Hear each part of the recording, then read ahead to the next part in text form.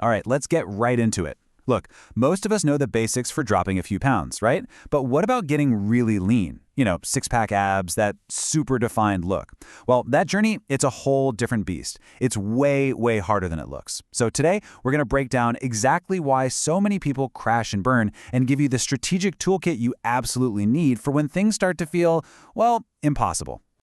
Now, the source material for this whole explainer kicks off with a pretty intense line, doesn't it? It kind of sets the stage for a really candid, no-fluff look at what a long-term diet is actually like. And that really brings us to the core question here. If the advice is just eat less and move more, how simple is that? So why do the vast majority of people who set out to get super lean just quit? Well, the answer isn't about willpower. It's that they completely misunderstand what they're up against. See, the real villain of this story is something called the exponential function of difficulty. Think about it. A 500-calorie deficit on day one? Piece of cake. But doing that same thing for months straight? The difficulty doesn't just add up day by day. Oh no, it compounds, it multiplies, until it feels like this huge, overwhelming wave. And this chart just nails the problem perfectly. We think the difficulty is going to be this low, flat, manageable line on the left. But the reality? By week 10, it's that giant skyscraper of a bar on the right. People just aren't ready for that gap. And when that real difficulty smacks them in the face, they're totally blindsided. This isn't just a dieting thing. It's a fundamental human blind spot. We're just not wired to naturally get how exponential growth works. Whether we're talking about money or, in this case, the hunger and obsession that just skyrockets during a long diet. Okay, so that exponential difficulty starts to kick in. Things get tough.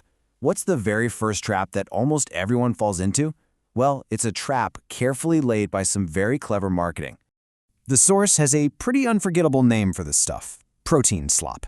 And I can pretty much guarantee you know exactly what we're talking about. You've seen it all over the grocery store. These foods are just brilliantly designed to trick you. They screen protein on the front, but flip it over and they're loaded with sugar and weird oils.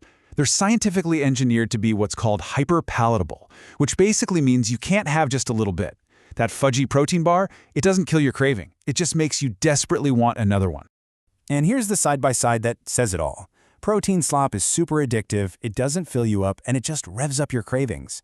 The real solution is the complete opposite. High-volume, whole foods that actually take up space in your stomach and help you manage your hunger, instead of creating more of it. This little matrix is such a great way to think about it. Your goal is to live in that top left box, the sweet spot. Food that's delicious, but not so insanely craveable that you just can't stop eating it. And that danger zone over on the right? Yep, that's exactly where protein slop and all its friends live.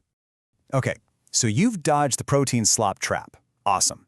But sooner or later, that exponential difficulty is still going to find you. And that's when you need to pull out the advanced tools. These are the things you have to do when you get to the hardest part of the diet. The first tool is so simple, but it is absolutely non-negotiable. When you're trying to get seriously shredded, you have to track every single thing that goes in your mouth. No excuses, no, I'll just guess. And the source is crystal clear about this.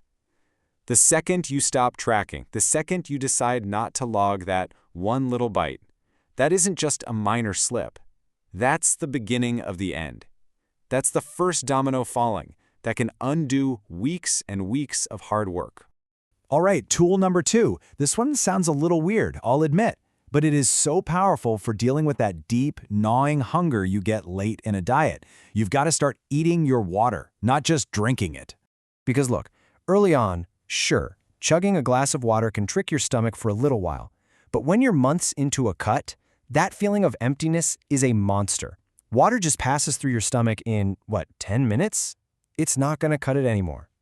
This is where these foods become your best friends. Stuff like melons, tons of veggies, even a giant bowl of oatmeal that's been expanded with a lot of water.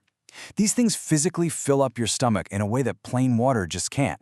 Your brain registers it as a real meal, and that feeling of fullness can last for hours. Tool number 3 is all about mental warfare. Because as you get leaner and leaner, you'll find yourself thinking about food all the time. It's a real obsession.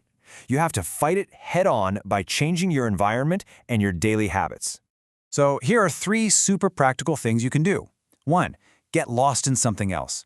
Deep work, a hobby you love, anything that takes all your focus. 2, if there's a food that you just can't control yourself around, get it out of your house right now. Just do it.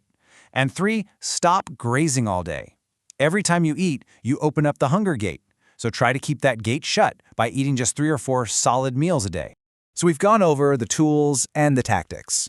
But honestly, none of that matters if you don't have the single most crucial element, which is the right mindset. And this right here is the whole game. We tend to think of patience as just waiting around. But that's not what this is. Here, patience is an active strategy. It is the engine that drives results. It's making the conscious decision, day after day, to just stick to the boring plan, especially when the finish line feels a million miles away. This is what success actually looks like. It's not some crazy secret, it's boring. It's just a simple checklist you do every single day. The magic isn't in any one of these steps. The magic is in the relentless, mind-numbing repetition.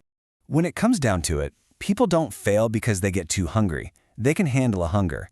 They fail because they get impatient. They feel like it's not happening fast enough, so they start looking for a shortcut.